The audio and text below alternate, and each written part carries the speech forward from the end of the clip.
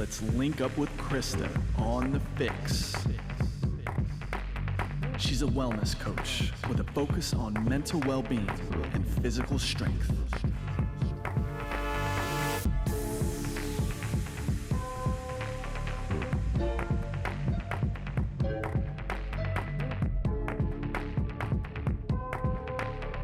So, elevator pitch on Chase Chewning. Who are you? Why should we care about you? Try to keep it to 30 seconds, but we won't penalize you if you go over. Well, I hope everybody would care about anything you have to say, because you just put out so much amazing content and help so many people. So thank you again for having me here. Who is Chase Chewning in 30 seconds or less? I am a small town guy, grew up in Virginia, that followed in some father's footsteps to join the military, and wound up finding fitness years later, and not only becoming so in love with it, but turning it into my profession and kind of just daily calling. So I'm an Army veteran and an entrepreneur, a dog dad, married to a Persian woman that just keeps me on my toes at all times. And I live in Los Angeles now, moved from the East Coast about almost 3 years ago. I really want to start with your transition, right?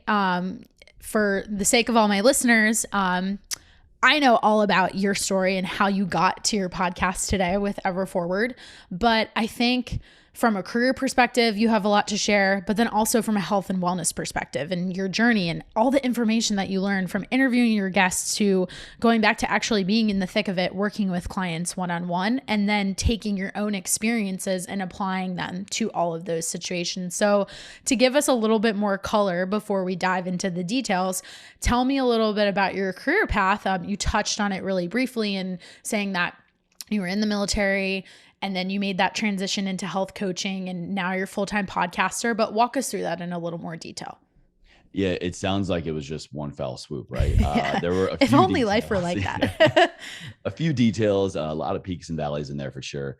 But I don't know, maybe like you, I was someone that just kind of just went about living, and I was always kind of active, and I grew up eating well. You know, I grew up on a bunch of property, and we grew the food that we ate, had a big garden. And so kind of just moving and being outside and eating well, nature and nurture all just kind of worked in my favor until I kind of had that taken away from me. I suffered a very, very major injury, a string of injuries, actually about 4.5 years when I was in the Army. And all of that I just kind of took for granted, my ability to just think well, move well, just, not be in pain, work out, train, do whatever I wanted to do, was really, really radically changed. And so I'm sure a lot of people can relate to where it takes an injury, it takes a loss, it takes some kind of major event for us to finally realize what we have and to stop taking our bodies, this life, for granted, or realize that we are worth more. We can do more. We want more. I want to look a certain way. I want to look or feel a different way. I want to be an example for my family. And so that's what it was for me. Long story short, I suffered career-ending injuries in the Army. Like I said, about 4.5 years in. The last year and a half of my career there, I was really just a patient. I suffered a major trauma to my back, a lot of hip problems, wound up having to have both of my femurs reconstructed, torn hamstring, just a lot of stuff going on there. And so I was just in and out of the hospital, having surgeries, recovering, going to rehab. I had to learn how to walk again twice. And so for that year and a half, I realized that my life is going to be totally different now. But I don't want to accept this. I don't want to accept any new limitations. I know this is going to take work. I literally signed out of base with my cane in the backseat of my car and the wheelchair strapped to the roof of my SUV. Wow. and drove home. And I began my whole new journey there. I began to study it professionally, well, in school at a higher level. I studied exercise science because I was realizing that a lot of the work that I was doing with my therapist and what I was just learning and reading on my own was getting me so far. But I wanted to know everything I could about what I could do to keep dominion over my body and my life. So I went back to Virginia. Shout out VCU, Virginia Commonwealth University, and they're in Richmond. Had some family there, so it was easy for me to go home. I studied exercise science, and not only did it help me just get better physically in so many different ways, I was able to understand anatomy, physiology, exercise programming, kinesiology, all these things. And then through a couple key internships, that I had to do for my program, I realized that I actually really liked doing this. I felt like such a great model for what could be for the human potential, especially after, you stub your toe and you don't want to work out the next day. And so for me, it was just like I felt so accomplished and so proud of all this work that I had done. And I felt like I'd been given a second chance, because a lot of people that I served with didn't come back alive or suffered, missing arms, limbs, like burns, all these things. And so I felt very, very fortunate that even though what I went through was a horrible time, I was like, Mhm. I can't just take this for granted. And so, yeah, through internships, I realized that I really do like this whole health and fitness thing. I like being a coach, a trainer, and I just did it. I started working in a few different jobs. I found this one great corporate wellness position that allowed me to kind of have like 3 or 4 different hats. So I was a trainer and a coach in one private gym. We ran gyms for like corporate offices. I oversaw a lot of like field testing and training for the fire department. And then we did actual health coaching for these hospitals. We would do, biometric scan. We would run over their labs. We would go over nutrition plans and, build programming for employees basically. But then I landed in health coaching and a clinical model. It was like this culmination of everything that I've been studying and everything that I had gone through personally of traditional Western medicine with Eastern practices, complementary alternative medicine, yoga, nutrition, holistic medicine, functional medicine, fit, like anything and everything you can ever imagine to take care of your body in a traditional manner, plus anything else that you're interested in that also helps the body and the mind. That's what this place had to offer. It was a primary care medicine practice where you would go see your doctor and then come see us, the health coaches, and we would work hand in hand to get you well, help you stay well, workouts, exercise programming, body composition analysis, physical fitness testing, all the above. And that's what I did for many years before kind of branching off and doing my own thing. There's so much to unpack there, but I still kind of want to work in that chronological order before we get even into your, I guess, most recent life, let's call it, of health coaching, and then Yeah. into today with podcasting. First, tell me more about the transition of spending the last year in the military, as you said, essentially being a patient that entire time. I assume that from the severity of your injuries, as soon as they really like, once that first event happened, you kind of knew like your time was going to be done, right? So More or less, yeah. tell me how It you wasn't iffy. dealt with that in the context of you're dealing with this physical change that you have to fight through, but also an identity change because you know that you're about to re-enter civilian life, and people talk about that so much as being such a really big transition, and changing like your role in the world, how you see yourself. I know for you that's a huge part of your identity because it's a part of your family. So give me your thoughts on that, and have you taken the time to really reflect how you really had like two huge things happening at the same time? Really good question. And at the time, and I think anybody that can relate who has had or is going through a major life transition, whether you're leaving a career, you're retiring, or you're changing jobs and professions entirely, you're going back to school, you're becoming a parent. Like anytime you go from being known as, or you think you're known as one thing, to all of a sudden, that's about to change entirely, or it does. It didn't quite sink in for me, at least then, until like years later. I've been out of the Army now for almost 11 years. I got out in 2009. And more and more I talk about this and I get asked these questions. It's like, oh, damn, like I really did go through a lot. I didn't really fully Mhm. comprehend that transition during it because it was so severe. It was my identity. It was what I was wanting to commit my life to for 20 years. I joined when I was like 17, technically. I thought this is great. I can serve 20 years. I can be, retire at 37. That's so young, have a great, foundation, go on to my next career. But then the world had different plans. God had different plans. And then I just had to kind of like really sit with it. And I, I think I had a little bit of a leg up, and to where I see a lot of my brothers and sisters in the military struggle with going from military to civilian life again, is it kind of just happens, or it's a matter of like a couple weeks or a month, before you work on your transition out, you go through all your debriefing, all that. Like I said, for almost a year and a half, like 15, 18 months, I more or less, I wasn't doing my job anymore. I other than every once in a while still having to put on my uniform, when I would get out of bed to go to certain formations, I wasn't a soldier anymore. I was still in the Army, but I wasn't doing anything that I signed up to do. I wasn't doing anything that, anybody thinks someone in the military would do. I was just existing. And I had to rehab and I had to go through all those things. And so it's just like a totally just like limbo. And it was so many things to process in there. And it wasn't until after I got out that I realized, like, oh, my entire support system changed. I went from having someone to go to for everything to having to figure out a lot on my own. And like I said, when I got out, I did move home. I went back to my home state of Virginia. I was around family, but it's just really, really different. In the military, you have a support system for everything. You know exactly where to go for who, for what. And if you don't, you got at least one or two other people immediately that you can figure that out with. And like, you've got money, you've got a regular paycheck, you've got food, you've got housing, you have all of these things that you don't even have to think about because it's just there. It's part of the system. And then just one day it's over, it's gone.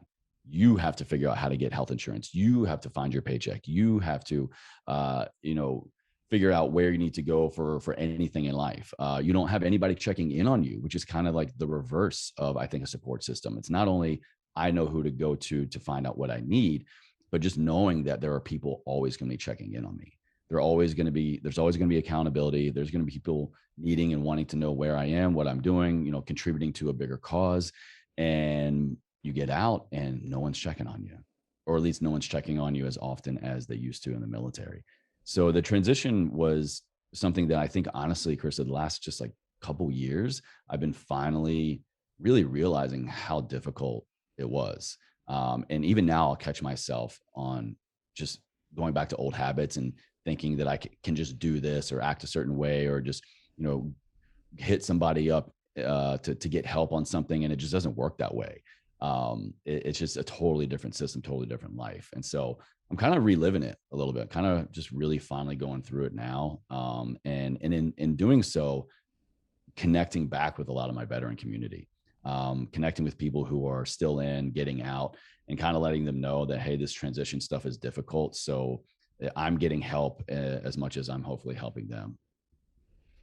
I'm smiling really big at what you're saying because I don't know if you've drawn this parallel. Maybe you have by this point, now that you've been professionally podcasting for several years, but a lot of what you just described, I think, is very much parallel to entrepreneurship, right? The transition piece of like, let's say you had a corporate job and you could relate to this. Like, we've both been in that experience of, we either had a corporate job or even were, working in entrepreneurship in some way, but we're a part of a team, and then went headfirst into being a solopreneur. And that is a really hard change. I definitely have my days where I'm so thankful that I've connected with people like yourself, other people I have similar nutrition certifications with, and having those groups to be able to reach out to someone and be like, hey, I'm having this challenge with this client, or, hey, I don't really know how to navigate, something with like invoicing, like really basic stuff, but you have nobody to ask these questions to.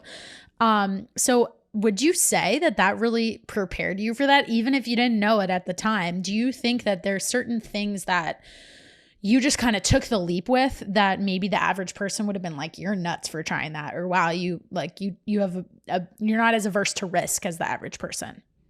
That's a really unique perspective. That's something, as you're talking, I can kind of just map it out in my mind of, yeah. And I think, it takes a little bit of courage for anybody to take a leap of faith, to do anything, right? Courage is not, fearless. It's acting in spite of fear, acting in the face of fear. And then you kind of build up the momentum. You realize that things aren't as difficult. You build up, what's the word I'm looking for? Like, what you're doing kind of thing. But with the military, and then like you in the health and fitness industry and as an entrepreneur, I've always really made sure to surround myself with not just like-minded people, but just people that are great at what they do, and especially in areas that I am very, very weak. That's the whole point of having a team, right? That's the whole point of, in the military, of having that support chain, or as a community, entrepreneur, solopreneur, like if you're truly acting alone, your risk of failure is much higher. So much higher. Yeah, your stress load is so much higher. The probability of you being able to execute things in a timely manner, it's going to have to be stretched out. That probability is going to be working against you. But in a team environment, and even in the military, like the most elite level of special forces teams and SEALs, you're talking 3 to 5 guys, like, and that's it. And what they're able to accomplish as a team is leaps and bounds beyond what just one person can go out and do. And especially as an entrepreneur, and especially just as a human being, you can do good on your own. But if you want to do great, if you want to be great, you have to have that community along the way. And so it's just constantly of just staying on the radar of other people, and hopefully them on mine, so that when things come up, I'm sure you can relate, of, like you said, invoicing, or this topic, or this kind of problem I'm having with a client, or in your own personal life. If you just have to sit there and try to figure it out all the time on your own, you might be able to solve your problem. You might be able to research what you need, but why not have a relationship? Why not have a support system of at least one other person that you can just bounce ideas off of, you can have accountability with? They might know somebody, a friend of a friend of a friend kind of thing. So I've always had just immense respect for and belief in a team and community. And that, it probably got ingrained in me at a very young age. I'm the oldest of 3. So I kind of got big brother syndrome a little bit. I kind of always do want to step up and, look out for everybody else and take ownership. But then, like I said, I spent 6 years in the Army, and I was just surrounded by community and team. I was a subordinate. I was a superior. Anybody who's listening who was in the military, I got out as a staff sergeant E6. So like a pretty, mid-level management kind of thing. I was in charge at sometimes up to a whole squad, of, could be like 7 to 10 guys and girls kind of thing. So a variety of leadership positions. So I know what it means to lead. I know what it means to put that foot forward, but I also know what it means to follow, but to follow the right leaders and to support the overall mission. And especially, damn sure, as an entrepreneur, I would not be here at all doing anything of what I'm doing today if it was not for meeting other people, getting their help, giving them help when I can, and just staying top of mind. I mean, how many times do you and I, text or DM like, hey, do you have this? Do you know this person? Or what do you, can you help me with this thing? And just none of us would be here progressing in life if we didn't have those people that we could reach out to, and vice versa. 100%. It underscores what you said about, you could try on your own. And, if you have that willpower and the discipline and how to be scrappy and resourceful, you could get a ton done, right? Yeah. But I think about in terms of speed, so often people ask me, how are you able to do a lot of the things that you do? And I've started a lot of projects at the same time.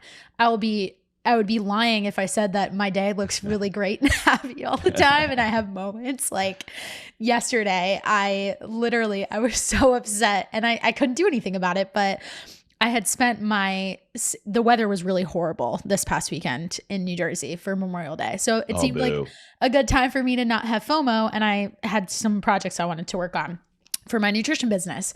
And I was kind of revising my welcome packet for my clients. And I had been on Canva for like hours. Canva is supposed to autosave. I don't know what happened, but I discovered on yesterday morning that everything I'd worked on for hours, gone. No. And I could have been like, you know what? I could have sat on the floor and I could have cried, but that wasn't going to fix the situation. So I just had to take a deep breath and be like, okay, I'm going to deal with it. And I'm just going to, at least I had an idea of what it looked like because I had spent so much time creating it. So I'll get back there. But at the same time, I would have really put myself in such a stressed out spot if I didn't also know that I had somebody supporting me in editing my podcast, because then I would have been like, oh my gosh, I have to do this and this and this. And I still have those feelings. But at the same time, I know that if I text that person or reach out to this other individual who's supporting me in some way, or even my clients, like they're very understanding too. I mean, like they know what I'm up to and they get it if something comes up, because I give that same, respect back to them. Right.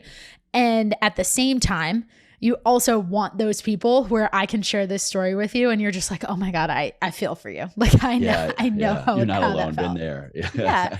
Yeah. And so I think, with that, my next question is kind of leading me to what was the catalyst for you then to kind of break out of more of a traditional environment? We talked about it from the military. Then you started sharing about your experience going back to school, the internship settings that you were in, and then ultimately the last job you had before you pursued your health coaching full time and then ultimately your podcasting full time. But what kind of led you to get out of the clinician environment? Like what was it, a person? Was it an event? And what did those first steps really look like for you? Yeah, you're painting a really good picture here of the various versions of teams here for me. I haven't really thought about it in this unique way, so I appreciate your questioning. Um, I reached a point where I was a health coach, a clinical health coach in this concierge medical practice. We had offices all up and down the East Coast, and it was a great business and great people. I was loving all the people I was working with and working for, my clients. We call them patients, is a doctor's Mhm. office. And then, I went to grad school. Shortly after I started that, I was thinking, oh, I need to go back to school if I want to climb the corporate ladder, right? Anybody in the health and fitness industry is just like, how many more letters after my name can I get? Yeah. It's gonna make me more valid and more important and more valuable. And to some degree, I mean, it definitely helped. And then I got a promotion in that company. I went from just being a health coach to being a health coach in two of our offices up in Northern Virginia, DC, to also running the whole wellness department. I managed the whole department, hired, trained like 7 to 9 other coaches, oversaw the entire wellness department and how it married with the medical side of things. So it was a leadership position again. So I went from being an individual under, kind of like bottom of the food chain thing, then getting promoted like I did in the Army to leading other people, onboarding other people, contributing to the big mission and the logistics and operations and the big vision. But then leadership changed, team changed for me in that company. It literally was a coup. Um, each month, I would go from DC back down to our headquarters down in Virginia, and we would have a senior leadership meeting. All the heads of all the departments we would sit in. And one day, I sat down, and the spot where a CEO was supposed to sit was empty. And then all of a sudden, there was these two other guys that walk in the room I had never seen before. They introduced themselves. A couple other people in the room knew who they were because they'd been in the company longer. Long story short, they were representatives from the parent company that owned this practice to inform us that our former CEO was leaving the building. He has been removed from position, and here's this new guy. And like any change in an organization, it's ruffles some feathers. It causes some concerns. But I quickly realized that I was very on board with this new leader. He had a great vision, great energy. But then, like with any new change happens, right? There's the change, there's the thing, there's the catalyst. But what is a catalyst at its heart? It is a thing that disrupts the norm and then causes future change to happen. So while I was on board with that catalyst, I enjoyed that kind of ruffling of the feathers. The change, the waves that happened after that began to show me that the vision that I had for the company, the vision of this teamwork, of the vision of just how we were really blending our forces here was becoming very, very different. And I could no longer be on board with what they wanted to do, how they wanted to operate. And it just flat out, Krista, it came down to I was so overworked and undervalued. I was still a health coach in 2 offices. I was managing this whole department of like 7 other offices. And so that's like the 3 roles right there. And then I was doing the 4th role. Basically, they had this other person that was contributing to a special project who was just not doing anything, in my opinion. And I was basically doing her job as well. So doing the job of 4 people, definitely underpaid. And I know this for sure because the former CEO, when he hired me, I saw the salary range that they were prepared to give me, but I didn't get, to the tune of like almost 30K less a year. Wow. So I know how much I was underpaid and undervalued. And so then I sat down one time in his office, the new CEO, we were just hopefully going to be confirming the new direction and just what my vision was for the department, and everything changed. And he kind of just was like, Chase, I really like your motivation. You got a lot of great ideas, and hopefully, kind of like how I was my last company, who knows, and like another 15, 20 years, maybe it could be you on the other side of this desk, CEO. And it just clicked for me, Chris. I was like, but what I'm working on now, what we're talking about, like this is a change that can happen now. This is a change And that you're can talking happen. about 15 years. Like, Yeah. Like, that's a long time. It's not, I'm but all it for is. the, yeah, I'm all for the long game, but like, no, when I realized that the passion inside of me was not willing to wait 15 years in order to contribute to this mission and build the company the way I wanted, to build the life the way that I wanted, I was like, no, I can't do that. And so that clicked in me of, I need to figure something out. I need to build an exit strategy. I need to start looking for other jobs and hopefully find something that's, where I can feel more appreciated and in alignment. But then I talked to all these other people in my life who were already entrepreneurs, who were already doing their own thing in the health and fitness wellness space in terms of like online coaching or content creation. And I called all of them. I literally walked out of that office that day. I called like 3 influencer friends of mine, I guess you could call them, online coaches as well. I called my brother, I called my mom, my stepmom, I called my wife. I called all these people that I just respected their opinion. Again, going to my team, right? Here I'm reaching out to the people because I was freaking out. Part of me wanted to just like chuck my corporate credit card and cell phone in the office and just leave. But I needed to be walked down off that ledge. And that's the power of having those people in your life to kind of just let you vent, hear what you have to say, but also kind of give you that advice that you need so that you can make the best decision. Nobody was telling me what to do. Like, Chase, I hear you. Here's what I think. Do what you got to do, kind of thing. And so then I built my exit strategy right from that moment. And it was about 6 months out, and I started building I worked with this health technology company to build my online coaching app, a health coaching app. And so that took a couple months to get spun up. And then once it was live and ready to go, I gave myself, May and my wife, we agreed on a 6-month exit strategy. I did it in like, 60, 90 days ish. Because I was just so eager and ready to just build my own dream, stop contributing to the dream of somebody else, and then hopefully build my own new team, which is what I did. So I left that company the end of 2017, started growing my online health coaching business. At that time, I'd already launched the show, Everforward Radio. It was beginning to grow. I just figured out how to monetize it. And so I started doubling down on, trying to get sponsors. I doubled down on episodes. I grew my health coaching business, pretty quickly into where I was even then onboarding new coaches. I had 7 other coaches on my team at one time through Everforward Coach. And it's just, I've gone from just one team to another. And it's just been this constant ebb and flow of being a leader, taking that leap of faith, like anybody, can relate to. But then once you do, you realize, oh, there are people like me on the other side. And then also I can turn around and bring others with me. And so it's just, you're flying solo sometimes in life. You're doing things on your own because you have to, because you need to, because maybe nobody at the time believes in you, but you do. And then you start doing it for a little bit and you realize, no, wait, like I said, there are other people here like me. And so how can I not like latch on, but how can I support this new thing, and who can I bring on to support me at the same time? So you got to be a lone wolf sometimes, a lone warrior, but always build that community. And it has just helped. It hasn't been easy, but it has helped so much. I can't imagine having to go through any of that alone. And what have those conversations, you mentioned that taking yourself back to the day when you realized from that one conversation with your boss at the time, you were like, this doesn't align with me. Like, this doesn't align with my values. And also tying that into your worth and from a compensation standpoint, but just being recognized for the effort that you're putting in. I would also like to know from your perspective, if you remember, was it just the combination of the conversations that you listed from your brother, your mom, May, other colleagues that you had in the space?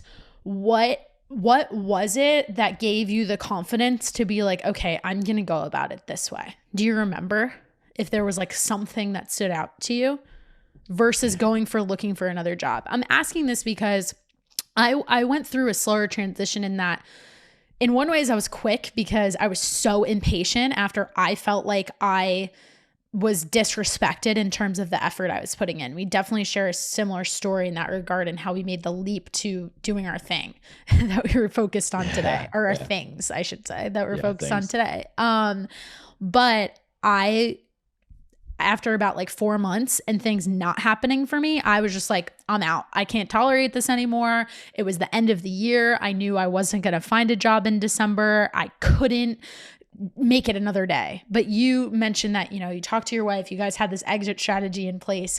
So I'd love for you to kind of give us a little bit more color around that. Like, what really helped you shape the confidence and the decision to be like, I'm just going to go for it? Here's exactly what I did. And I'll be honest, like, look, in someone in that position, you're at a job and you're feeling some kind of way. A lot of times it has to do with compensation. And I think that's totally fine, especially like I said, someone like myself. I was doing the job literally of 4 people, barely getting paid the salary for that role and for that area of one. Um, and so I began to look for other jobs because that was my first go-to. And even during when I was building my coaching app and I was coming up with this idea, because I thought that if I found a job that was going to pay me what at least I knew I should be paid at this company, I thought that would be it. And I kind of realized that, well, Chase, does that mean that the only issue you have with this company, the only issue you're having with how you're showing up in this profession day in, day out is the compensation? And it was one of the things, but it wasn't the only thing. If they snapped their fingers and gave me that higher salary, like I would still have been very, very frustrated. I would have been showing up to work super stressed out, working long hours, traveling all the time. It would have maybe alleviated. It would have been nice to have some extra money, but it wouldn't have contributed to my quality of life. It wouldn't have contributed to the bigger purpose that I wanted. And so Did while I you was looking, realize that in the moment? Sorry to cut you off, but I'm curious if you were like, did somebody have you make a pros and cons list? Because I think this is the point where people really get stuck. So I think what you're sharing is very helpful if there's anybody listening out there who is in this place of like, I'm not feeling that fulfilled, but I'm not exactly sure of the number one reason why. Like you said, and if we want to use the term again, the catalyst can often be the compensation, but there's more to it. So were you able to step back and actually think about that in the moment? Or is this one of those things where now in hindsight, I kind of figured out where I went? it's a little bit of hindsight, but honestly, what I think what worked in my favor was while I was looking for other jobs, and again, focusing on, I know my qualifications, I know what I can do, I'm good at my job. What is the salary? What is the salary? What is the salary? While I was also seeking that exit, I was also building a personal one. And what I did, and exactly how I did this to kind of give myself the confidence, like you're asking, is I said, all right, Chase, starting now, like this month, it was October 2017, like October 1st, for the next 90 days, you cannot touch your salary. You can't live off your salary. You know that's coming in. It's great. So you need to create extra income. You need to start charging people that you're already helping that you're not charging. How many people can relate to that? You're just giving, giving. And then, so I was like, hey, could you, could you pay me for what I'm doing for you? Like, I don't know, like $50, $100. And so I began to just kind of do that. And I said, you have to live off of the money that you make on your own. And I began to do it. I was already helping, coaching, giving programming advice, meeting people in my apartment gym. I was helping people already. And what I did, I just went to that was kind of the first obvious thing for me, was charge the people or build an actual business, a plan with the people you're already helping. Then on top of that, I publicize more. I put out online. I say, hey, I'm taking clients. Hey, if you would like to work with me, I'm a certified health coach, blah, blah, blah. I'm doing all these things. I made some announcements on my podcast. I began to just voice out to the world, to the universe, to my neighbors, to my family and everybody, hey, here's who I am. This is what I do. And this is how I'd like to help you. And, here's the program, here's the cost. And so pretty quickly, I matched my salary. I was, making good money, and I was getting spin up pretty quickly. And then I began to just look less and less for other jobs. I put down the Indeed searches. I stopped searching online because I was showing myself, I was building confidence, and I was showing myself what I could do and how I could not only create the income that was solving the problem that one hand, but building my own life at the same time. And it became very clear to me that that's what I wanted to do. If I can make something sustainable, if I can build a business and pay rent and car payment and, go out to dinner and all these things. DC wasn't cheap. Neither is LA. And so I can do it then. And so I did, I set myself that 90-day goal. 60 days in, I then gave my 30-day notice. So I told myself I was going to go, like I said, my plan with May was 6 months. 60 days in, I actually dropped my 30-day notice. that was a fun conversation with her. She didn't really appreciate that one, but I was like, I gotta do I'm this, coming baby. back to that Yeah. next. So keep going. I was like, I gotta get out. And so, yeah, I gave my notice. And then, yeah, it was December 2017. I left for Christmas vacation and just never went back to work. And then so January 1, technically 2018, it's been all me. So team theme, let's go Mm. husband wife team. Yeah. May put a lot of trust in you, right? And I'm Mm. sure that it came through in the fact that you are so passionate about everything you do. And people like to say that that's cheesy, but it plays such a factor in someone else having the confidence that you are willing to do what it takes. And also you set up the discipline too. I think that's one other piece that's worth really noting here, that you are methodical in the sense of like, I know what I need to live and survive. So let me test that and see if I can make that work first. And I would imagine that might have come as kind of your argument or your proposal to her when you were talking about this.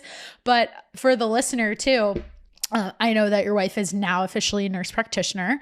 So she was, I would imagine, in the thick of school at the time that a lot of this was happening. She was still just working. She was a nurse at the time. She hadn't started school yet. Okay. So let's talk about that. Like, what did those conversations look like in terms of, the team effort of being partners and how she could support you, how you felt like you wanted her to support you, what kind of conversations you guys were having? Yeah, well, team and partner, those are two key words there to pick up on, because that conversation when I came home, well, I think she came home late from work or something. And I was like, hey, sit down. I did a thing at work.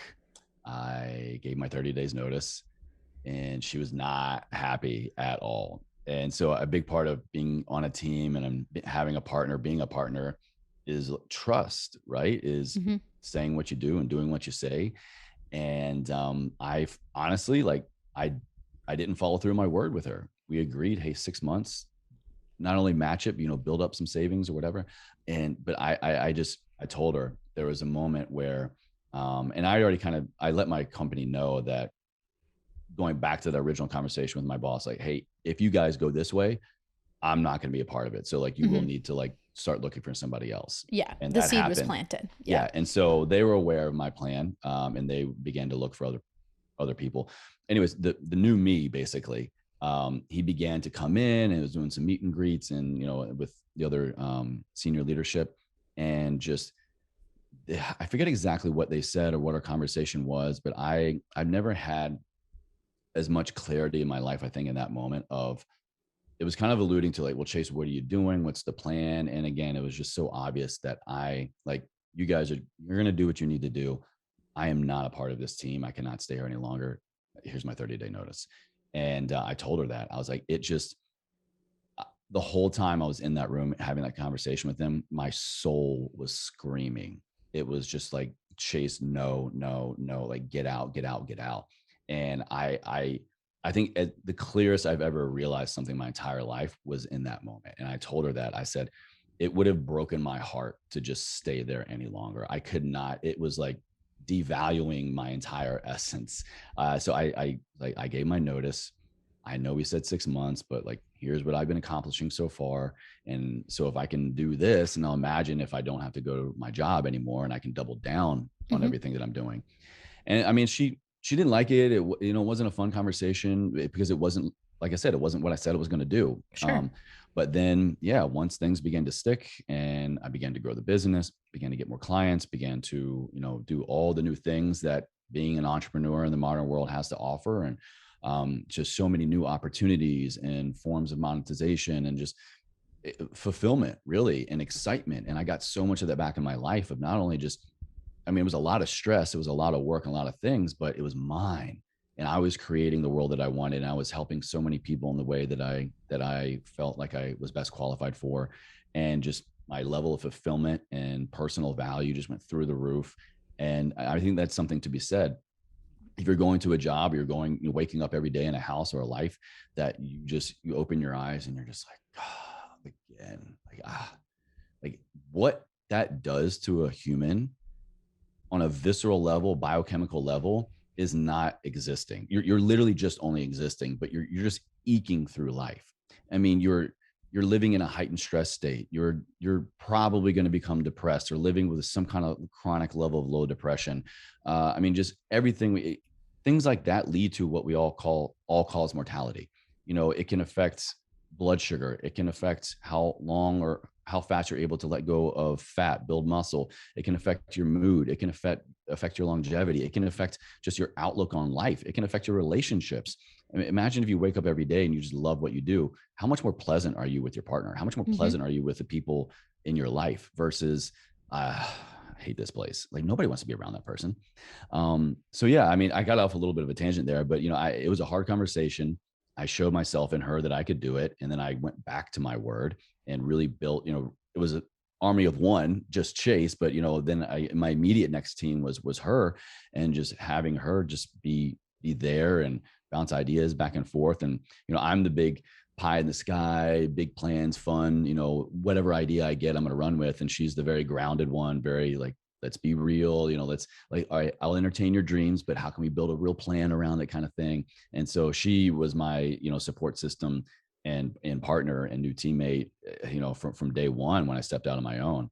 And then it's given me the opportunity to kind of then go back and support her, because like you're saying, just really a few months later, like 6-7 months later, she stopped working, because that's when we decided that she wanted to pursue higher education. And we packed up the car, drove from DC out to LA, almost 3 years ago now. And for her to pursue becoming a nurse practitioner, she was an RN, always mess up her titles, RN BSN. Yeah. She was a nurse back in DC. There we go. And she's like, I want to be a nurse practitioner. So she came out here to USC. And so all of her belief in me and contributing to that new team allowed us to kind of then, you know, for me to return the favor basically and support her on her new endeavor. And now she's board certified, got all of her licenses and everything. And she's going to be pursuing her new career. And, you know, then I'm taking a break. She's going to go back to supporting us for a little bit. I'm going to take like, maybe like, I'll probably take like a week off. I don't know. I can't stay still that long. I was going to say your definition of a break and my definition of a break is like not the average person's definition of a break, right? But I'm going to take the day off, maybe like a the weekend. day off. Yeah. And taking the day off will give you the opportunity to clear your brain out a little bit. And then you'll think of 17 new ideas of things that you want to pursue. And then you'll start the next day.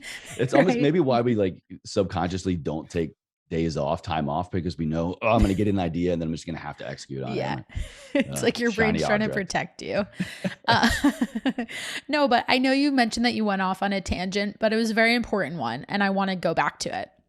Talking about what you said about just like living with this idea of like, I'm not happy with where I am and accepting that as normal. I think that's really the challenge for a lot of people in trying to get out of whatever it is that is bothering them. They're unhappy with the fear that they have of changing that situation.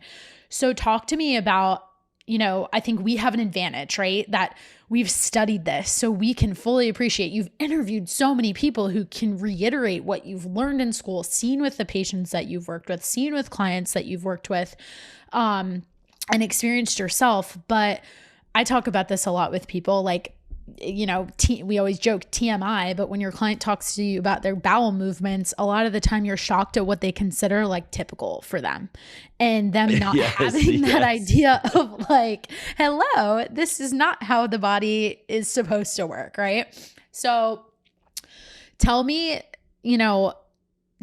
more about, do you think things would have been different for you if you hadn't had the experience you had in the military with the severe injuries that you did, to then not even go on to potentially pursue what you studied in school and ultimately landing to where you were to get you to make the decision to be like, this just doesn't align. I got to get out of here. Because I think even though it might've sounded like what you said, people could dub a little woo woo, right? Like you just felt like this was against everything you stood for.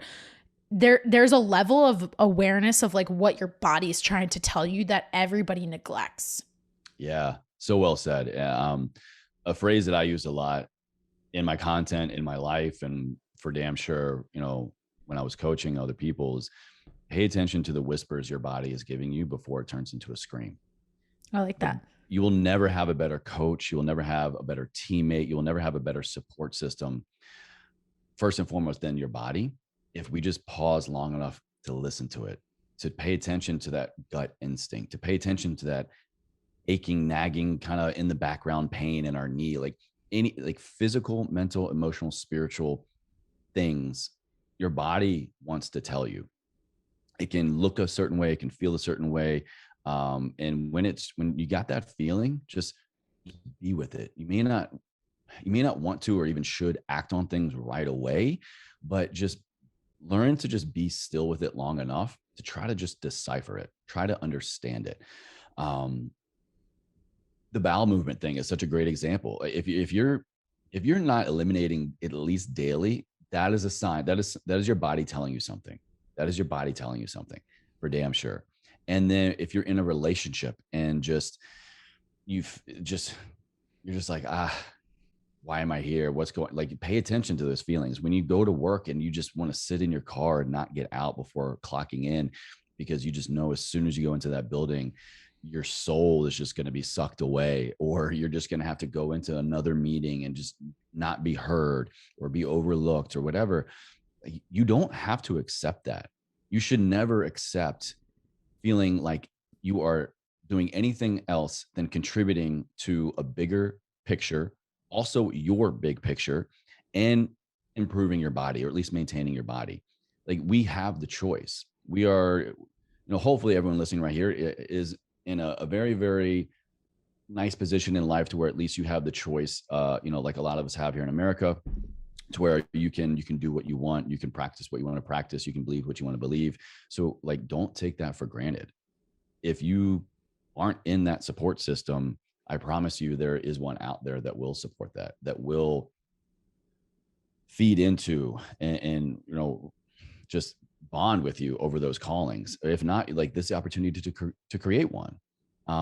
There's so many things in this life that I think people just accept as, well, this is what I went to school for, so this is the job I have to have. Or Mm-hmm. I've been dating this person for 4 years, so I guess we're gonna have to get married next. Or insert whatever common excuse is. Oh, this is just because of that.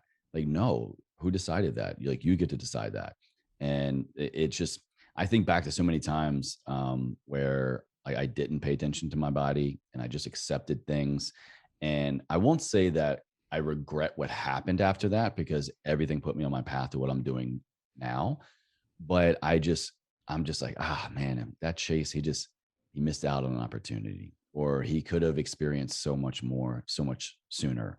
He could have had more. He could have contributed more. He could have saved himself so much pain and anguish, possibly even injury. I mean, to kind of even go back a little bit more there, the whole reason why I was in that accident and I suffered those career-ending injuries was because, like, I wasn't paying attention to how my body needed to grieve. I went through a loss like a year or two before that injury of my father from a terminal illness, and I just stuffed it down in the darkest, furthest corner of my soul, and I didn't deal with it. And it would pop up its ugly head here and there, and I thought that I could just escape it. And me escaping it quite literally meant going to the other side of the world. And so I wanted to go to the other side of the world to just not deal with that pain and that trauma. But then, in pursuit of that, of wanting to be deployed and really not caring if I lived or died through that experience, in fact, kind of hoping that I wouldn't make it back alive, my body was just like, absolutely not. I really do think, and this is 3 years of LA, maybe the woo coming out, but I think looking back in that experience, I think it had to happen that way. Mm-hmm. I was just on a path of destruction, that my body, my soul, my calling, my purpose was just like not going to let me go through with. And so it's in pursuit of not listening to my body and trying to steer the ship, not in the direction that my life should have gone, that I quite literally was just broken. I was snapped up and just rerouted. And then ever since then, I've kind of really, really had to listen to my body because of those injuries and whatnot. But it really probably was, to go back to another key word we talk a lot about here, is catalyst. It was that catalyst of being so physically and emotionally broken that put me on the path to where I am now. And I absolutely wish and still would love for my dad to be here. I would have loved to still have pursued that 20-year career in the military. But you know what? It's not, it wasn't meant to be. It wasn't in the Mhm. cards. And, you know, it was because of me not listening to my body, and me not listening to my higher calling. But everything that happened, I'm grateful for now. Like, I'm grateful for the lesson and the eternal legacy, and everything that my father passed on to me. I'm grateful for that loss now. I'm grateful for my injuries. I'm grateful for everything that I went through, because it's gotten me so much better at see, Chase, pay attention, listen. Like, everything you do in your life, it can be a choice. So like, choose wisely. Yeah, to echo what you just said about listening to your body, you could certainly sit here and say that we would never wish those kind of injuries on anybody, or that state of your mental Yeah. health being so severe. And you and I have both talked about that on very personal levels, but it's sometimes exactly what you need, because think about all the things you have now learned since Oh my God. and can put into practice. And I think have a deeper appreciation for it. And this is really where I'd like to tie your podcast in, because it always makes for a better interview when you can connect with that person, right? And I think in your case, and if you'd like to share a little bit more context about Everforward Radio and the types of guests that you interview, there is 100% something to be said for being able to command that conversation. When you hear what that person's saying, you're learning new information, but then you're also drawing those parallels in your head, because that's how we work as human beings. It's like, you're telling me something, I'm processing it. We also tend to have a bias of like thinking about how that relates to Yeah. me Yeah. because of ego. Yeah. But that's also how you then, let's tie it all the way back to the beginning of the conversation about teams and growing your business. And it's all derived off of that. So tell me a little bit more about how that has honestly contributed your healing process, as we talked about when we did our Instagram live together for Wellness Wednesday, has really kind of manifested itself through your work with Everforward Radio. It's wild how the hardest things we go through in life are the biggest traumas, just the lowest of the lows, can, and I think should really be beacons of hope. If we really just pause long enough to look back on, just to try to just sit with it and try to understand it, we may not ever get an answer, but there is great solace and great power to be had in just trying to just sit with the current, to just feel its presence and just to like see what pops up. And for me, everything I went through in the military, those injuries, the physical experience and the pain, the immense pain and anguish, Mm-hmm. and just that whole identity and everything. And then same thing coupled with losing my father.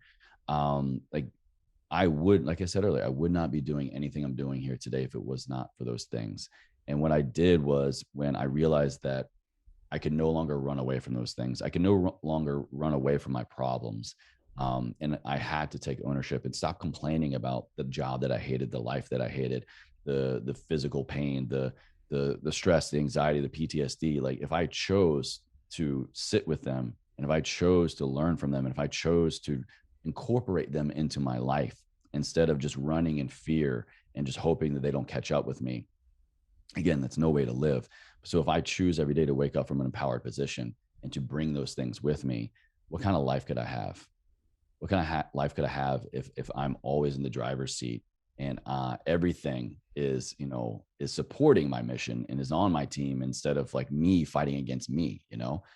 So the biggest trauma in my life physically were those injuries. And so I began to just really work through them and understand the body in a way that I'm still on a quest for, 15 years later. And then same thing with that emotional trauma of just turning back and facing and dealing with that grief and that loss, and then bringing it with me. And so those two things coupled together just became the next catalyst in my life of, not only do I want to just be in this industry, not only do I want to, coach other people, help other people, not only do I want to create and just build a life of my own, but I'm going to blend all these together and make my biggest traumas, my biggest adversities, my greatest advantage. And so I was like, I'm not just going to sit with it. I'm not just going to learn with it. I'm just going to make it a part of my life every damn day, or as long as it needs to be. And I just latched on to these two words that my father said his entire life, instilled in us growing up, and actually was a phrase that he picked up from his unit and when he was in the Army, of ever forward, ever forward, ever forward. And it was quite literally one of the last few things that he could say during his terminal illness, and that he just not only said, but embodied and just kind of like finally passed on in his sickness to me and my family. I was like, I'm going to go with that. I'm going to go with the two words that I've probably heard the longest in my life, that while also caused me the greatest amount of pain, because every time I say them, every time I think them, every time I read them, it reminds me of him. So what if I just stopped running from that? What if I chose to bring it all with me? And so it was right around the time where all this was coming to be, of stuff with my job, stuff with my life. And so I just embodied it all. And I decided I'm going to create something, and I'm going to bring Ever Forward to life. I'm going to do what I do. I'm going to talk, I'm going to coach, and I'm just going to create. One of the biggest things that was helping me at the time, personally and professionally, was health and wellness, health and fitness podcasts. And so I decided I'm going to do that. I'm going to help other people through this platform. I'm going to learn from other people. I'm going to grow my network, grow my team. And it's going to be called Ever Forward Radio. There was never even another idea of what the show could or should be called. And also at the same time, another big guy in my team, my family, my brother, had just began to kind of share publicly, because he was growing, doing fitness YouTube and Instagram and stuff like that. He brought Ever Forward apparel to life. He brought Ever Forward to life and carried it with him in a way that he wanted and needed, and put it on apparel, athletic apparel, athleisure, whatnot. And that support that I saw, that courage that I saw him have to take that first leap to kind of bring it to life and share it with the world.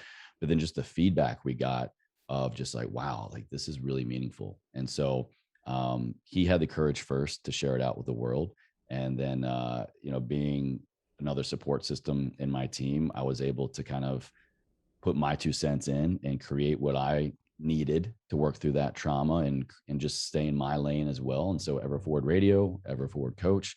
And it's just been an incredible way. Every day when I show up for an interview, or I look at my phone screen, or, my tattoo on my arm or whatever, it's just like I'm no longer looking at something I have to run away from. I'm looking at something that has become the greatest catalyst of change for my life and continues to cause change, but it's my change. It's because I decided to own it. I decided to take action on it. And all the change now is because of what I have created and the people that have been along the journey with me. I think there can sometimes be confusion, and correct me if I'm wrong, but this could have been a lot of why you kept running away from what you didn't want to face. The idea of sitting with something, it makes us uncomfortable, because like, especially when we're the type of person who wants to take action and take control of the situation and just like fix something in some way, right? And not deal with it. A lot of people are afraid to sit with it because they get stuck, like literally, in the idea that it's like, I'm sitting with this, like, well, what am I going to do with it? So I really commend you and acknowledging you for taking that next step to be like, okay, I am sitting with this now. It kind of slapped me in the face by showing up in the form of my injuries, but why just sit with it? Like, I can pay this forward in some way. So I really admire that and respect that. And to now speed it up into present day, talk to me a little bit more that you're 5 years into podcasting, right? In year 4. Okay. Yeah. So 4 years in, the reason why you started and the reason why you keep going may always be there, but tell me how. I can't do math. No, you're right. Yeah. 5? Year 5. Yeah. Yeah. Wow. I lost a whole year. Wow. Right. Well, it's because of 2020. 2020 right? doesn't count. Yeah. It doesn't count. It's okay. I was like, wait, I wasn't doing the math. I just guessed. I was like, I think that's 5 years. Yeah. It sounds like 5. But no, yeah. Like, tell me about what you, like, if you could go back to Chase when he first started recording his episodes, right? And we were talking about this pre-show, me being a new podcaster and just certain things I listened to. I'm like, oh, why did I say that? And I know you can relate to that. Oh yeah. Yeah. But the mission may still be the same, but how does it look different today? Whether that's in terms of the guests you have, the topics you choose to cover, what you're taking away from it. Because as we've made very clear throughout this conversation and constantly get reminded of on a day-to-day basis from our own personal experiences, from other people's experiences, the only thing we can guarantee in life is that things will change. Mm-hmm. There's been a lot of change over the years. I say there's been a lot of change, but yet like the theme is the same. The mission is the same. So when I started the show, when I first launched Everforward Radio, like I said, I was still working full time as a clinical health coach. And so I would really, really seek out and bring on guests that were super specific, super experts in fitness, nutrition. That was pretty much it. A few of my, friends and stuff at the time, I guess were, like the new rising fitness influencers when YouTube and all that stuff was becoming, legitimate, I guess. Sure. So it was just like, hardcore nutritionists, best-selling authors on fitness and nutrition.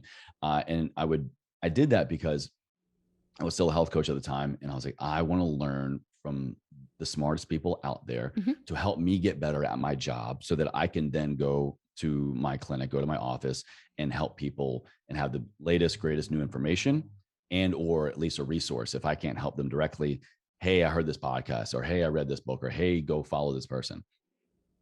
And so that was really the first year.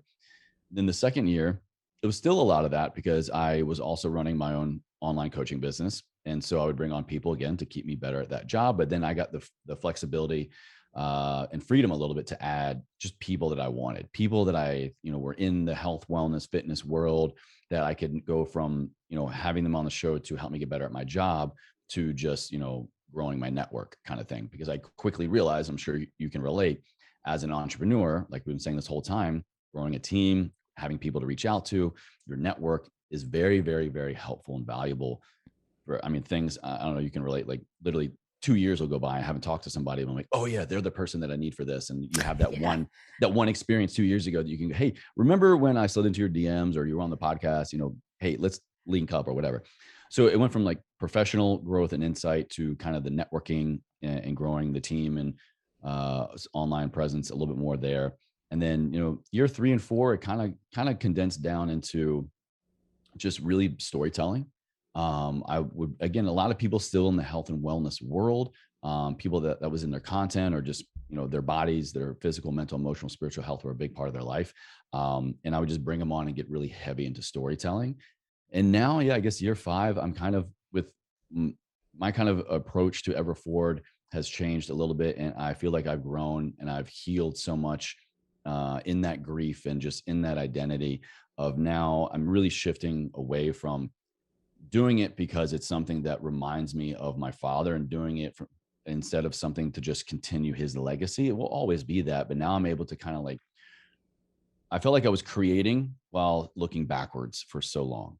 Whereas now I'm so much further along in my journey and healing to where I'm creating it for myself now. And instead of creating and kind of like always looking back a little bit to make sure that I'm doing it based on what I, this sounds kind of bad, but like not because I'm like, I want to create it for my dad anymore, but like the lesson has been learned, the gift has been passed on fully. And I am really fully, finally ready to just like face my future and just move forward on my own instead of creating something based on something that happened. So now I'm really just looking to, I've been branching out a lot more into like the entertainment industry, actors, singers, just like really just understanding more, getting outside of my own world a little bit. There's more change and amazingness that can happen outside of just, people that eat clean or you go to the gym a lot or whatever. And I just really want to see what else the world has to offer. This last year specifically, I have grown and changed so much as a person in terms of my outlook on life, my community, things that I do on a daily basis, how I have fun, all these different things that have just allowed me to experience life in a different way and heal from the inside out. I'm now, kind of bringing into my show. And I think that's kind of the freedom that I've been talking about this whole time of when you do step out, when you do your own thing, when you decide to create your own world, build your own dream, you really get to do whatever the hell you want. And there's a lot of power with that, a lot of responsibility as well, but just unlimited potential. So what are some of let's keep it to the past year as you've made those changes in the show, and what are some of the new things that you're picking up on that you're like, okay, I'm going to take this piece of information, this tool, this product, whatever it is, and use it on a daily basis or take it into the rest of my life, take it into my day today? That's a really good question. Everybody that I talk to, I always learn something. And it's just, I'll go with the overarching theme for sure that I think, I don't know, anybody would disagree with me. We are all just out here trying to make it. We are all just like, everybody I think is after the same thing. We are seeking happiness. We're seeking fulfillment. We're seeking validation. We're seeking love. And it's so cool for me to see that is possible in so many different ways. Not everybody needs to become an influencer. Not everybody needs to be, a 7-figure online coach, or get rich quick, or, whatever. Not everybody needs to be in my world to be successful, kind of thing. If I'm saying what I'm really trying to say here is that there are so many other walks of life. There are so many other ways to fulfillment. There are so many other passions and pursuits and just ways of making a living and ways of just being and contributing to society that are so outside of what my norm has been for a long time. And it's just been fascinating. It's been just wild for me to see that, how just that underlying current of, I'm going to pursue my dreams. I'm going to just give it my all. I'm going to support everybody else I can along the way that also, comes back and supports me. And so when you have that underlying theme of choosing the life that you want, of being your own catalyst, or just putting yourself on the path to have these catalysts for change happen, like, unlimited potential is possible.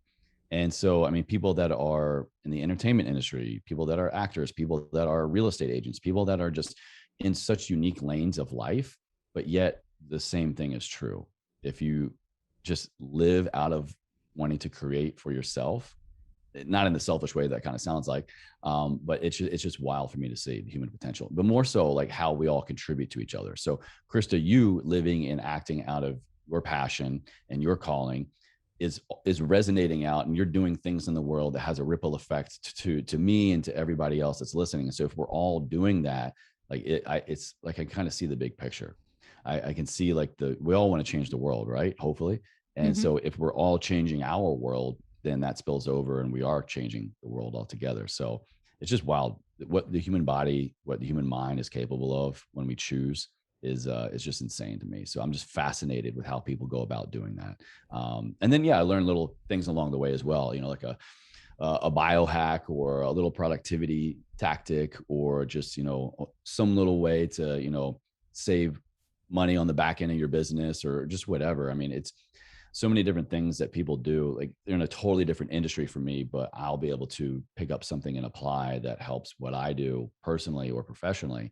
And that's another point, I think, is that we all have so much to give. We all have so much that we can help others with, even if we think we're not alike, or we're in different industries, or, you're black, I'm white, they're green, or, whatever. Like, we all are here for the same purpose. And so if we're all here for the same purpose, then, we definitely have something to contribute to each other's journey.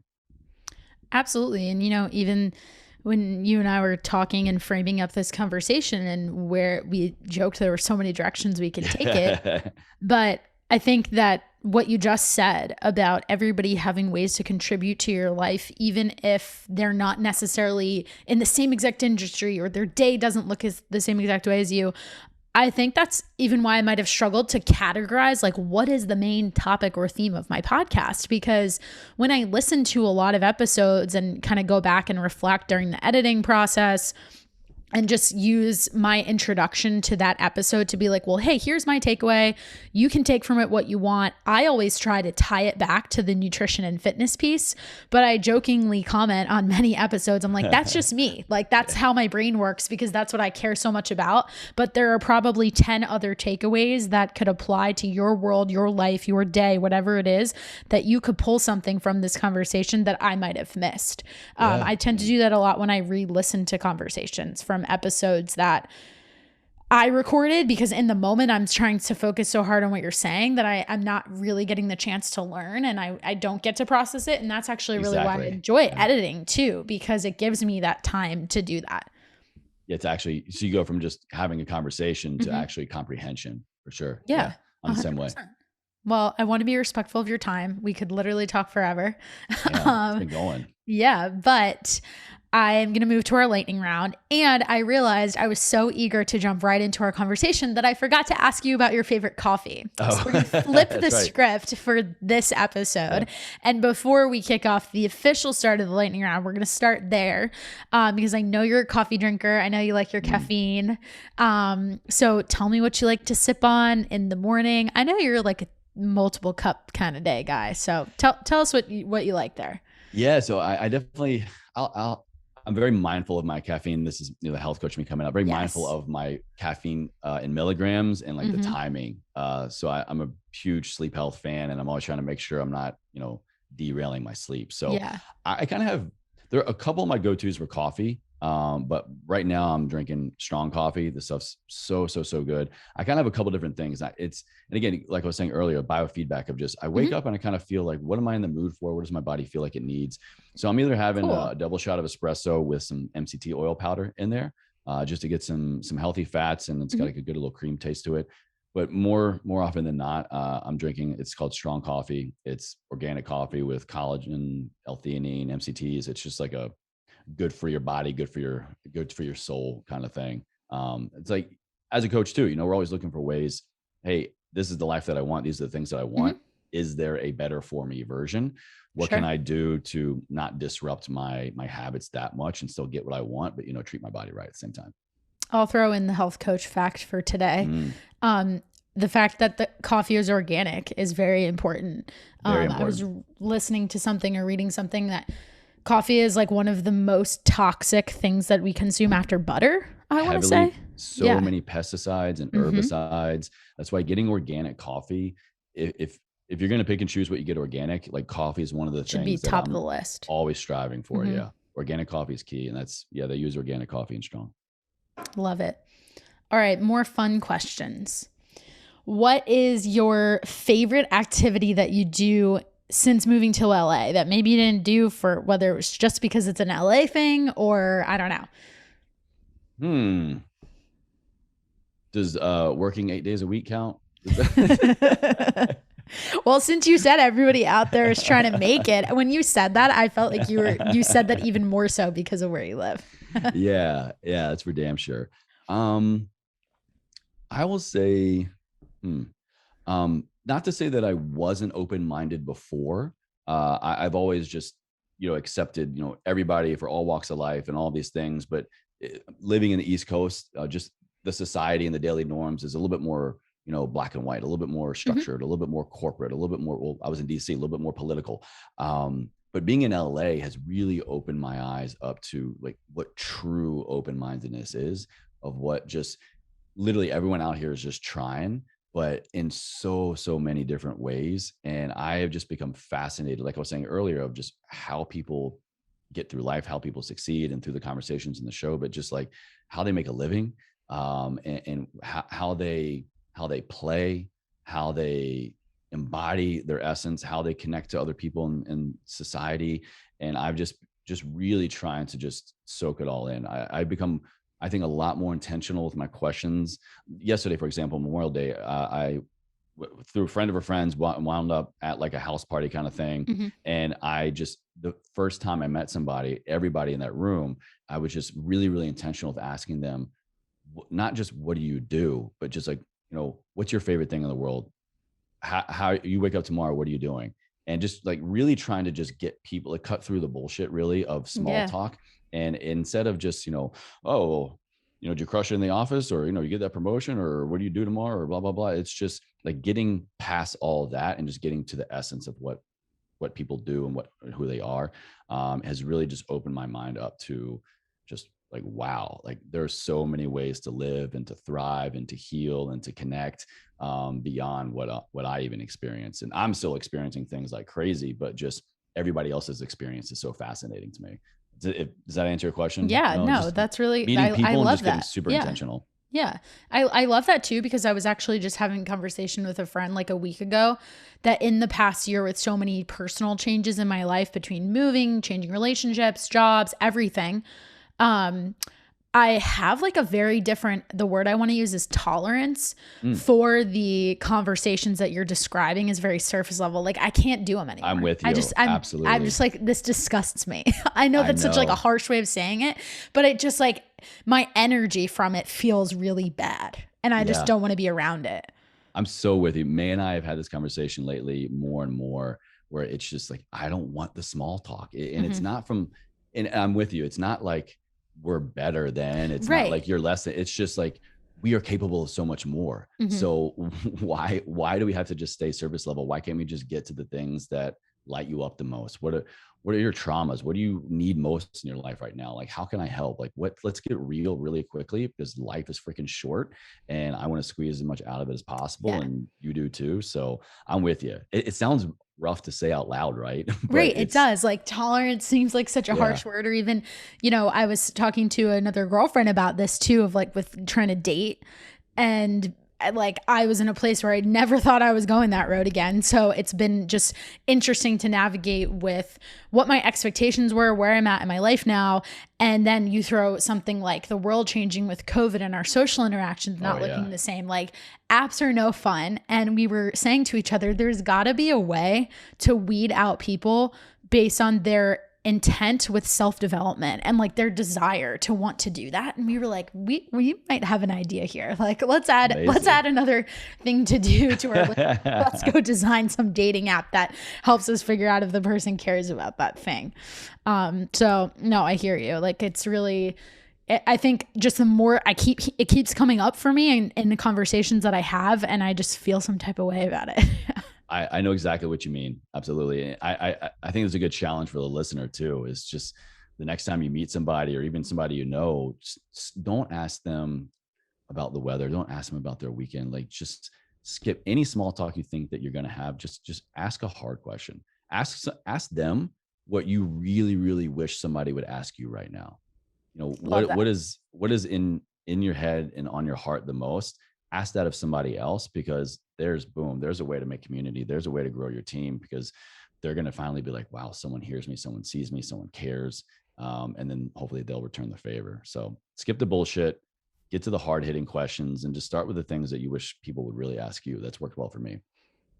Amen to all of that. Now, we talked about how your show has evolved over the past year.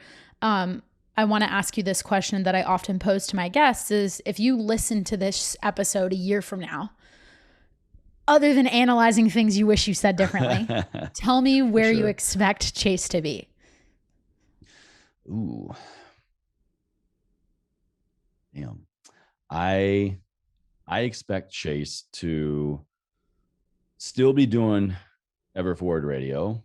I expect him to have his book out and be hopefully doing a little podcast tour of his own, getting on the other side of the microphone more, and finally getting this book out that I've been working on forever, it seems like.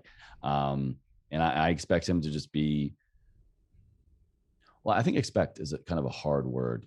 Having expectations for yourself can be guiding, but I hope for myself to be in a much more just completely like okay space. And by that, I'm not really sure exactly what I mean, because where I'm at now is just so much growth and so much curiosity. That's got to come back down sometime, right? That's got to, kind of come back grounded. And you need to be okay with all the changes in your life. Yeah, I don't really know. I feel like I'm butchering that answer, but No, you answered it so well. yeah, we'll go with that. And last but not least, since we love this conversation so much today, it won't be the last time that you are on the show. And we just teased that you have a book coming. And I do Yeah. love interviewing authors. So that just gave me another excuse to have you back on here. Not that I really Do needed it. one. We'll But put it out there. Manifest that yeah, shit. exactly. I totally believe in that. So I know you said expectation sounds harsh, but you're just setting up the goal for yourself and putting it into existence to help go. guarantee that it'll happen. So I'm with you on that one. You said it better. But where can people find you? Give us your shameless plug. Yeah. So if you have enjoyed this conversation, if you enjoy learning more about fitness, nutrition, mindset, wellness, entrepreneurship, a lot of stuff that Krista talks about here, you can check me out over on Everforward. Oh, excuse me. Ever Forward Radio. There we go. I talk for a living. Anywhere and everywhere you listen to podcasts. And if I'm not on the podcast, I'm on the gram. So you can find me at Chase_Chewning. It's a lot of my personal life, but I do put a lot of, specific content on there from the podcast, from the show, but just anything and everything that adds value to my life and my physical, mental, emotional, spiritual, financial health in life, I share there, and then try to just connect with as many people as possible to have the same value impact on their life. So it's a little bit of everything, but hopefully you'll come along for the ride.